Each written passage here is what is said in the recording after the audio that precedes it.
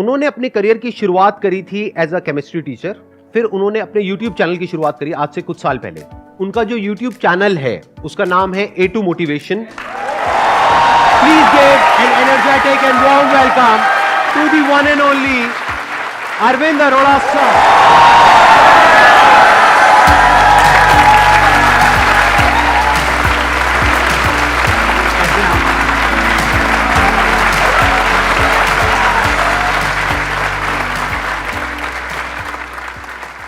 कितने लोग जानते हैं इनको? सारे जानते हैं, सबने इनकी वीडियोस देखी होंगी। इनके बारे में वैसे तो मेरे पास में बहुत कुछ है बोलने के लिए, और अगर मैं बोलता रहा, इनकी तारीफ करता रहा, जो इनकी पर्सनालिटी है, जो इनकी वीडियोस है, तो आई थिंक पूरा सेशन इसी में निकल जाएगा। लेकिन अगर मेरे को शॉर्ट में बोलना हो, सिर्फ एक लाइन के अंदर अंदर जो मैंने ऑब्जर्व किया, इस पूरी दुनिया की पॉपुलेशन कितनी है? 1.5 इंडिया की नहीं, पूरी दुनिया की पॉपुलेशन कितनी है? मोर देन 7 बिलियन, मतलब मोर देन 750 करोड़। उससे ज्यादा इनके चैनल के ऊपर व्यूज है।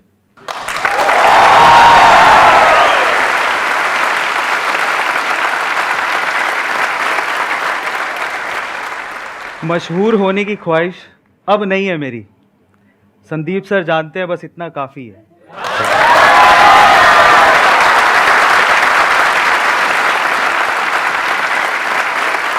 हर बार हम लोग स्टेज पे आते हैं, हमारे लिए तालियां बजाते हैं यार। मैं आपको लिटरली बताता हूँ, एक्चुअली हमारे होस्ट एंड मेरे फेवरेट, मैं जिनका खुद बहुत बड़ा फ़ैन हूँ, एक्चुअली हमें उनके लिए आज स्पेशली तालियां बजानी चाहिए।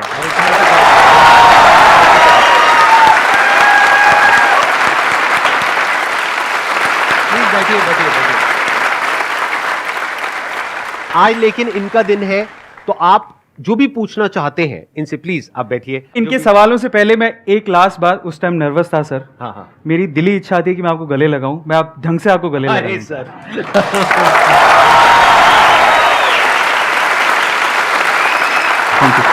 You are doing fabulous job actually मैं पहले एक ऑफलाइन टीचर था, और वो भी गेट की कोचिंग करवाता था। उसके बाद मैं एक केमिस्ट्री टीचर बना, उसके बाद मैं ऑनलाइन आया, और 2019 में A2 मोटिवेशन मैंने स्टार्ट किया था, जहाँ पर मैं फैक्ट और मोटिवेशन की वीडियोस बनाता हूँ, शॉर्ट्स। एंड मैं एक राइटर भी हूँ, और अब एक एंटरप्रेन्योर हूँ। मेरा खुद का एक स्टार्टअप है जो कि बेंगलोर से हम लोग ऑपरेट करते हैं। सो ये मेरा रोलर कोस्टर राइड है। अब इस सेगमेंट में आप जो भी सवाल पूछना चाहें, स्वागत है आपका। आप रेगुलर वीडियो डालते हैं पर डे, मैंने जैसे आपके देखता हूँ कि आपकी वीडियो आती रहती है, तो उस कंसिस्टेंसी को कैसे बनाए रखने हैं आप? क्योंकि आपके बहुत सारे वर्क है, तो आप उसको मैनेज कर रहे हैं और साथ साथ वीडियो भी डाल रहे हैं। तो सर वो चीज़ में जानना चाह रहा हूँ। मैं जब YouTube पे आया था तो मैं थोड़ा सा हमेशा फील करता हूँ कि जो आज का यूथ है, वो जब यूट्यूबर्स या सोशल मीडिया पे इन्फ्लुएंसर्स को देखता है, तो वो जनरली देखता है कि बहुत फेम है, बहुत पैसा मिल रहा है, उस वजह से वो लोग इस फील्ड में आना चाहते हैं। ये थॉट प्रोसेस थोड़ा सा नेगेटिव है, क्योंकि मैं इस वे में नहीं आया था। 2014 में मैं बताना चाहता हूँ कि मैं बहुत अपने आप को लकी मानता हूँ कि मेरे पास इतने 6 महीने के पैसे थे कि मैंने ब्रेक लिया।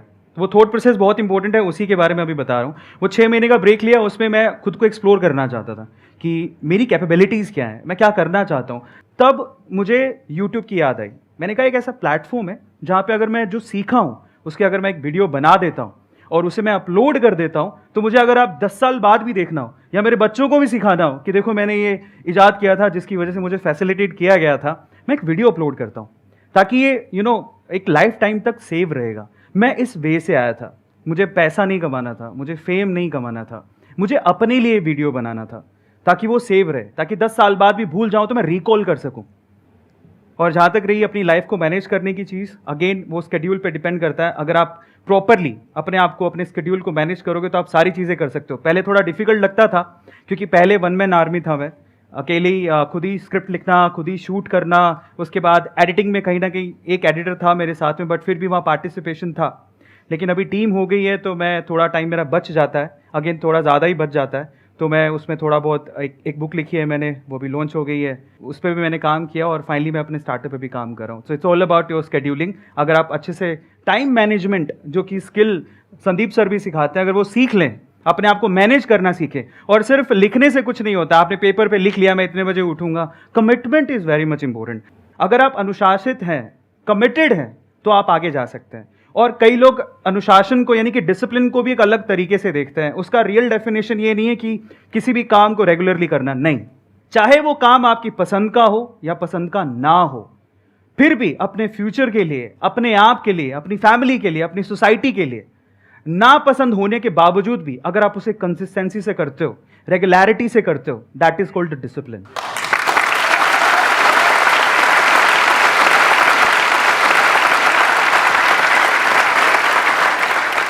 मेरा एक छोटा सा सवाल है कि हम जैसे आर्टिस्ट लाइन या फिर हम यूट्यूब शुरू करते हैं तो अक्सर एक ब्रेकडाउन टाइम आता है। हर किसी की लाइफ में ये टाइम आया होगा या आएगा, जो स्टूडेंट है या उसकी लाइफ में अभी आएगा, तो बहुत डिमोटिवेशन होता है उस टाइम पे कि अरे हमारे साथ फैमिली भी सपोर्ट नहीं करती कि अरे ये क्या यूट्यूब शुरू कर दिया है ना। मतलब वो एक सोर्स नहीं मानते इसको, क्योंकि हर पेरेंट्स चाहता है कि हमारा बेटा डॉक्टर बने, इंजीनियर बने, ये बने वो। कभी कोई ये नहीं चाहता कि तुम जाओ आर्टिस्ट लाइन में, जाओ हीरो बनो, हीरोइन बनो। कोई सपोर्ट नहीं करता। तो how to charge yourself? You know, आपने द परस्यूट ऑफ हैप्पीनेस अगर देखा हो तो वो हमेशा एक ही बात बोलते हैं, प्लीज प्रोटेक्ट योर ड्रीम्स। क्योंकि वो ड्रीम्स है ना, आपके लिए बहुत खास है, दुनिया के लिए नहीं है। उसको आपको खुद को प्रोटेक्ट करना है। अब उसके लिए आपको कुछ भी कीमत चुकानी पड़े, you have to do that. और इसी का नाम जिंदगी है। अप्स एंड डाउन्स तो आएंगे ही ना लाइफ में, लेकिन अगर आप उन अप्स एंड डाउन्स में अपने सपनों को खो दो, छोड़ दो, तो फिर सपने आपके पास आए ही क्यों हैं? बड़े सपने देखने हैं तो कीमत चुकानी पड़ती है, और वो आपको चुकानी चाहिए। उसके लिए कुछ भी देना पड़े, you have to give yourself as well. मेरा ऐसा मानना है। एक्सेलेंट।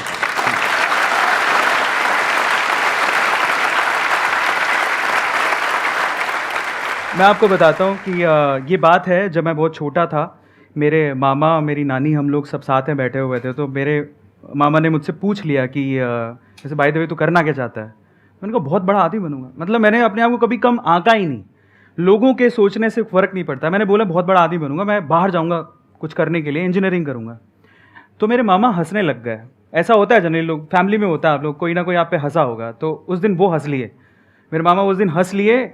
काश वो ना हंसे होते तो आज मुझे यहाँ ना देख रहे होते, पर हंस लिए। तो अच्छा है ना। तो अच्छा, तो हंसते मुझे बोले कि एक्चुअली मेरे जो फादर हैं वो शॉपकीपर हैं सर, बहुत छोटी सी दुकान है। तो मेरे मामा ने मुझसे उस दिन जो स्टेटमेंट कहा, वो मेरा one of life changing moment है। ही वो सेइंग कि मैं तेरे पापा को जानता हूँ, तू कल भी दुकान पे बैठता था, क्योंकि मैं 7 साल की उम्र से दुकान पे बैठ रहा था, कि तू कल भी दुकान पे बैठता था, आज भी दुकान पे बैठता है और कल भी दुकान पे बैठेगा। मैं मन में क्या सोच रहा था पता है? मैं बहुत छोटा था, मैं मन में क्या सोच रहा था, यार इसने मेरा भविष्य लिख दिया। कमाल है, मतलब प्रेडिक्ट कर दिया। अब ये भविष्य ऐसा होना नहीं चाहिए, उसकी जिम्मेदारी मेरी है, उसको तो बदल के रहूंगा।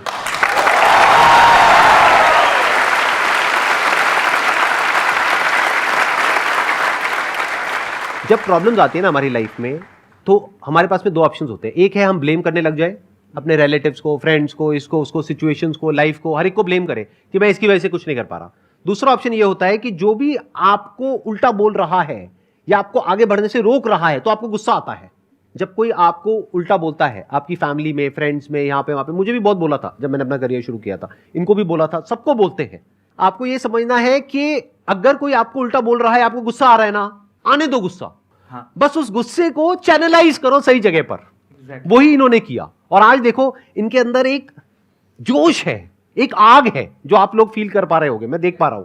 वो आग क्यों है? वो वहीं से लगी थी आग, वो जो आपके मामा जी ने वो बोला था। वीडियो में कोई प्रॉब्लम तो नहीं है ना? नहीं, बिल्कुल नहीं। हाँ ठीक है, नमस्ते मामा जी।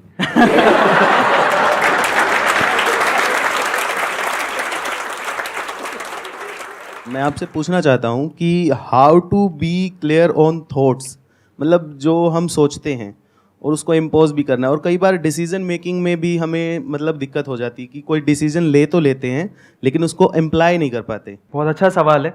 क्लैरिटी में एग्जांपल देता हूँ, ज़्यादा इंपॉर्टेंट है। मेरे फादर मुझे जाने नहीं देना चाहते थे बाहर। मैं इकलौता था, शॉप थी, उनको ये था कि संभालेगा कौन। तो हमेशा जब भी मैं बाहर जाने की बात करता था तो वो कहते थे कि नहीं, पॉसिबल नहीं है। जैसे भी जिद करके मैं निकला बाहर, क्योंकि फादर का कहना था कि भी 2 सिस्टर हैं, शॉप पे कौन बैठेगा, उनकी शादी भी करनी है, जो होता है नॉर्मल फैमिलीज़ में। पर फिर भी लड़ वड़ के साइन करवाया, एजुकेशन लोन लिया, निकले बाहर। अब क्यों गए थे ज़रा समझने की ज़रूरत है। विजन ये था कि मुझे फैमिली को प्रूफ करना है। मेरे मामा जी ने कहा कि भैया ये तो कुछ कर नहीं सकता, मेहनत करके सिलेक्शन हुआ है। पापा ने एजुकेशन लोन पे साइन करने तक से मना कर दिया था, फिर भी जिद करवा के किया। क्यों किया? वो इंपॉर्टेंट था कि मुझे मेरी लाइफ में कुछ करना था, मुझे इंजीनियरिंग करनी थी। अब क्लैरिटी थॉट क्या है ज़रा समझते हैं। यहाँ से मुझे मेरा करियर बिल्ड करना है, बहुत कुछ पीछे सुन के आया हूँ और बहुत कुछ लोगों को बताना है और प्रूफ करना है, लेकिन जब मुझे मौका मिला तो मैं भी बहक गया। जब बाहर निकला मैं तैयारी करने के लिए सर, तो अगेन पता नहीं कैसे बताऊं, बट वहाँ पे एक लड़की थी। बाहर जाने के बाद जब हवा लग जाती है, फ्री हो जाता है इंसान, उसी की तरफ दौड़ता है। तो मेरे साथ सेम हुआ। उनको जब पहली बार देखा मैंने तो बस दिल के तार बज गए, पता नहीं क्या हुआ। पर एक बात मैं बोलता हूँ यहाँ पे, अगेन करने कुछ और आया था, पढ़ाई करने आया था, तैयारी करने आया था ताकि मेरा कॉलेज में सिलेक्शन हो, लेकिन वहाँ पर इस चीज़ में अगेन साइड में हो गए, डाइवर्ट हो गए। बिकॉज उस टाइम पे क्या मुझे एनर्जी बहुत थी, जैसे आज आप फील कर रहे हो इससे 10 गुना ज़्यादा थी। मुझे ऐसा लगता था मैं बहुत कुछ कर सकता हूँ, लेकिन वो जो एनर्जी होती है उस टाइम पे स्कैटर्ड होती है, इस वजह से आप बहक जाते हो। लेकिन उसे अलाइन करना बहुत ज़रूरी है और उसके लिए एक पर्सन चाहिए जो आपको समझ सके। तो मुझे लगता था कि यार ये मेरी फ्यूचर वाइफ हो सकती है, ऐसा करके। यस। जिन लड़कों को प्रॉब्लम होती है ना, जिनको लव एट फर्स्ट साइट हो जाता है, उनसे ना मैं आपको एक सवाल पूछता हूँ। सवाल ये है कि जिस मोहतरमा के ख्यालों में आप 24 घंटे मशरूक हैं, जिस मोहतरमा के ख्यालों में आप 24 घंटे मशरूक हैं, वो सिर्फ आप ही की है, इसका कोई प्रूफ है?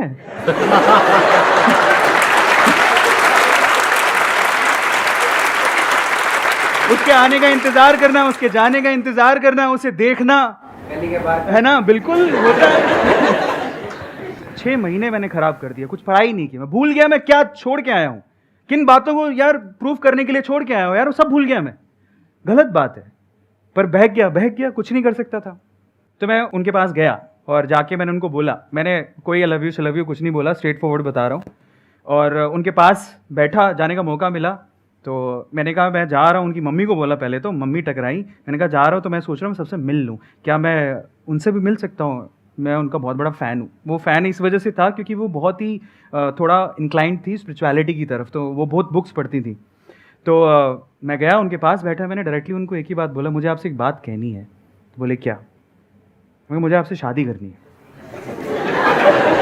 अब अच्छा शादी करनी है, भाई मैं बता देता हूँ, मुझसे 5 साल बड़ी थी।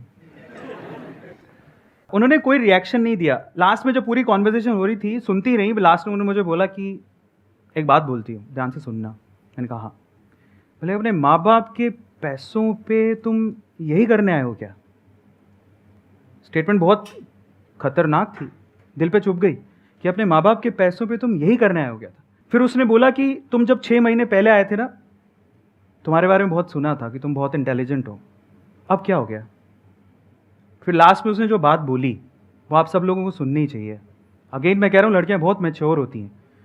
वो खुशी वाली बात भी थी लेकिन चैलेंज भी था मेरे लिए। उसने बोला तो सफल हो जाओ, अपने पाँव पे खड़े हो जाओ, तब हर चीज़ तुम्हारी कदम चूमेगी, तुम्हें सब मिल सकता है, शायद मैं भी। जब उसने वो स्टेटमेंट बोला, मुझे दुख से ज़्यादा खुशी इस बात की थी कि आग दोनों तरफ है। वो कह रही शायद मैं भी।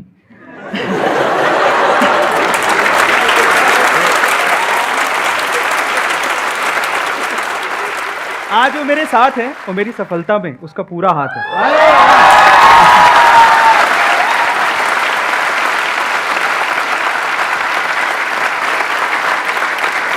ये छोटे छोटे से मूवमेंट होते हैं बॉस, जब आप अपने पाथ से हटते हो ना, अगेन वो मेरे लिए डिस्ट्रैक्शन था, लेकिन वो आपकी कभी कभी स्ट्रेंथ भी बन जाती है। अगर मैं सीधे चले जाता, ठीक है, मन में रख के, पर मैंने वो रिस्क उठाया। रिस्क है तो इश्क है। रिस्क उठाया तो सामने से स्टेटमेंट आया, समझ में आया कि हमें करना क्या है, फाइनली उसी पाथ पे दोबारा आ गए। तो आपकी लाइफ बनती है, बिगड़ती है आपके आसपास के लोगों से जो आप चूज करते हो। और अगर आपकी चॉइस सही है तो आपकी ज़िंदगी बन सकती है और बहुत बेहतर बन सकती है। और उसने मेरी ज़िंदगी को बहुत बेहतर बनाया है, जो आपके सामने मैं हूँ।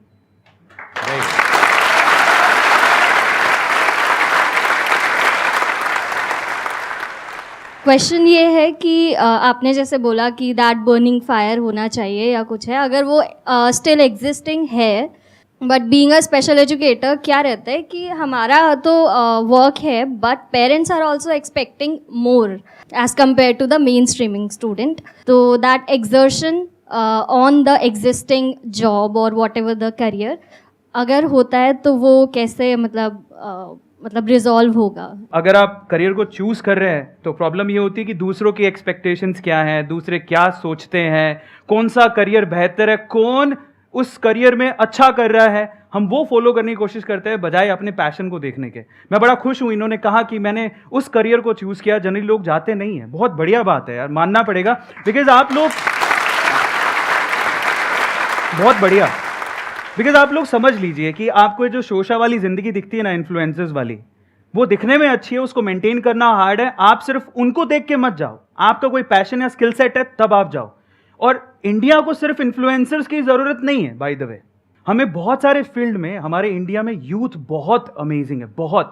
लेकिन प्रॉब्लम क्या है, सोशल मीडिया पे दिखता है तो हम फॉलो करने लगते हैं, अपने पैशन को भूल जाते हैं, या आपका जो स्किल सेट है, जो आप जिस चीज के लिए बने हो, वो भूल जाते हैं। करियर पे ध्यान रखिए, अपने करियर को चूज करने के लिए, दूसरों को दिखाने के लिए या दूसरों के एप्रिसिएशन के लिए करियर को चूज मत करो, या दूसरों के एक्सपेक्टेशंस पर खरे उतरने के लिए अपने करियर को चूज मत करो बॉस। अगेन कह रहा हूं, जिंदगी आपकी है, सपने आपके हैं, आप अपने हिसाब से अपने करियर को चूज करिए। आपका पैशन क्या है, आपकी पॉजिटिविटी क्या है, आपके कैलिबर्स क्या है, उसके हिसाब से अपने करियर को चूज करना बहुत जरूरी है। मैंने अभी थोड़े दिन पहले एक स्पिरिचुअल गुरु है, she is really amazing, Jaya Kishori ji, उनके साथ एक पॉडकास्ट किया था, उनका नाम लेना चाहूँगा मैं, और वो पॉडकास्ट अभी रिलीज़ हुआ है। तो उनसे मैंने एक चीज़ सीखी। देखिए, लोग आपको बहुत कुछ कहेंगे, बहुत कुछ, वो गाली भी निकालेंगे, आलोचना भी करेंगे, they will abuse you, they will criticise you. यार वो लेना नहीं लेना आपके हाथ में, इग्नोर कर दो, छोड़ दो उसको। हार्ड है, लेकिन अगर आपने ये कला सीख ली कि दूसरों के क्रिटिसिज्म को कैसे एक एक लाइन के बाद, एक बाउंड्री के बाद अपने तक आने ही नहीं देना है। अगर आपने 200% किया है ना, that's it, straight forward, simply बोल रहा हूं, दूसरों की क्रिटिसिज्म को भूल जाओ। अगर मन से सेटिस्फैक्शन है ना कि मैंने बच्चों के लिए बहुत दिन रात मेहनत की है, 200% दिया है, क्रिटिसिज्म मैटर ही नहीं करता, जब तक आपका मन आपको अप्रिशिएट कर रहा है। और आपके मन का अप्रिशिएशन बहुत ज्यादा मायने रखता है।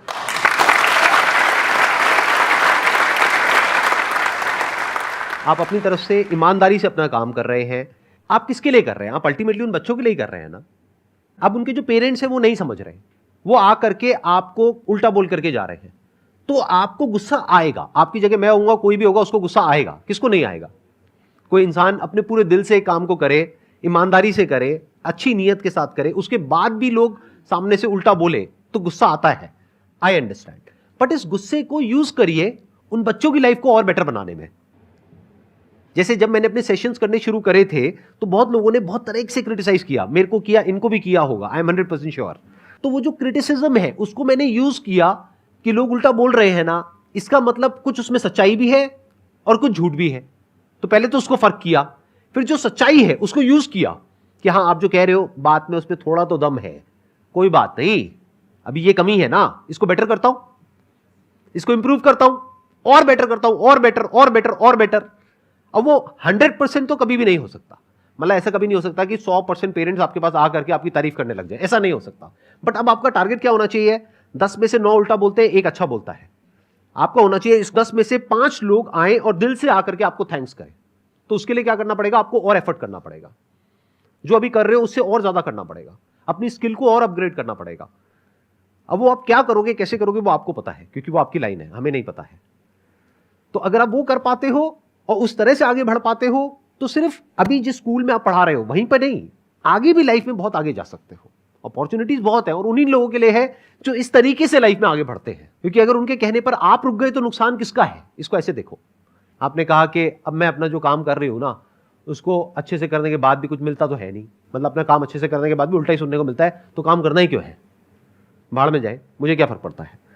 ये भी एक अप्रोच है बहुत लोगों की कि हम काम करते हैं, एप्रिसिएशन तो मिलता नहीं है, जॉब करता हूं, यहां पर कमियां तो सब निकालते हैं, तारीफ कोई करता नहीं है, अच्छी क्वालिटी कोई देखता नहीं है, तो मैं अपना काम ढंग से करूं ही क्यों?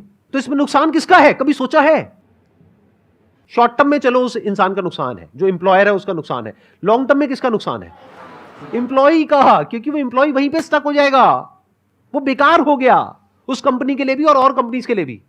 लेकिन अगर उसको उस कंपनी में उल्टा बोला जा रहा है, फिर भी वो अपने काम को और अच्छा करता जा रहा है, और अच्छा करता जा रहा है, और अच्छा करता जा रहा है, तो आज नहीं तो कल वो उस कंपनी को छोड़ेगा, कहीं और जाएगा। तो हो सकता है वहां एप्रिसिएशन नहीं मिला, अरे वहां तो मिलेगा, दूसरी जगह नहीं मिला, तीसरी जगह मिलेगा, चौथी जगह मिलेगा। कोई तो कंपनी होगी जो देखेगी कि आप एक्चुअल में अंदर से क्या हो, जिसको हीरे की परख होगी, और उस दिन आपको हीरे का दाम मिलेगा।